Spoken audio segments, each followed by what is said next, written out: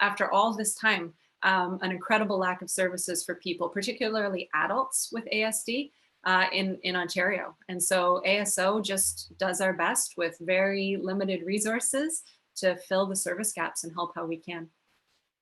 Awesome.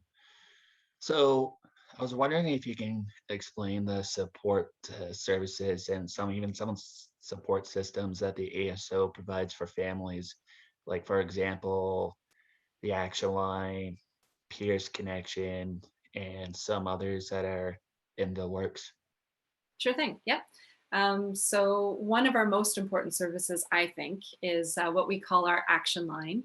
It is essentially a helpline for anybody with a question or a concern or a need relating to ASD1 or Asperger's, where they can reach out to us by phone or by email to get information and resources and help with service navigation and to find support. So what does that look like? It might be a parent who calls because they think that their child might have ASD and they want to know what to do.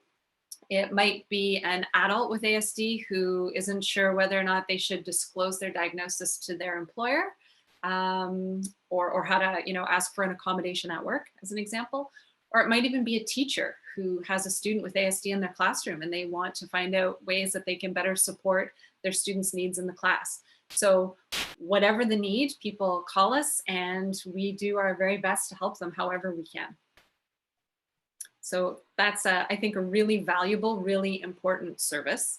And of course, that service is free of charge. So people can contact us by email or by phone, and it doesn't cost anything. We want to be as accessible as we can to as many people as we can. That's really important to us here at the ASO. And then we also, we believe in offering spaces where a community can come together and share their experiences and feel heard and find support. So we have a parent and caregiver support group.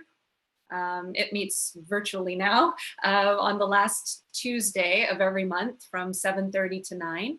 So any parent or caregiver or anybody who supports someone with ASD1 or Asperger's can come and meet and get some support. And then we have peer connections. And I think that you can probably speak better to this service than I can because you're really closely involved with it and a huge support with making it happen every month. Yeah, so as you mentioned, yes, I was one of the few that helped founded the Peers Connections group. So we actually meet every Monday at the towards the end of the month, and our one of my favorite calls personally, before we go into too much detail, I think it was our first call that we did. We had a young guy, I want to say maybe about my age, maybe a year or two older, and he lived all the way out in I think it was Japan, wasn't it?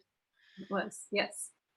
So that I thought that was really cool that we were able to reach out to an individual who's also on the spectrum and he lives so far away in another country. And actually how I came up with this idea, going into the detail about it now, was it was an idea I think I presented to you saying, hey, let's put our brains together. I want to start making like a virtual program where I can help reach out to others on the ASD level 1 spectrum to make a social and virtual social group through COVID, create a safe place as well. Well, that's it. And it really filled a nice gap for us because we were offering an in-person adult social group in Toronto. And that group had been meeting for a really long time and doing all sorts of activities together. But with COVID, that, obviously we had to stop those meetings, those in-person meetings. So the Peer Connections group really filled a gap that people were feeling. Adults who just wanted to come together and hang out with other people who kind of get them and understand them and where they can share experiences. And the group even goes beyond that, right? You've had some really great guest speakers come in and talk about topics of interest, right, to the community. Yeah, even a few from the YouthSpeak team as well. I think Exactly. we even have one join us for the next one as well. So I'm really looking forward and really excited for that. And I'm really pumped for what we have planned out for the new year.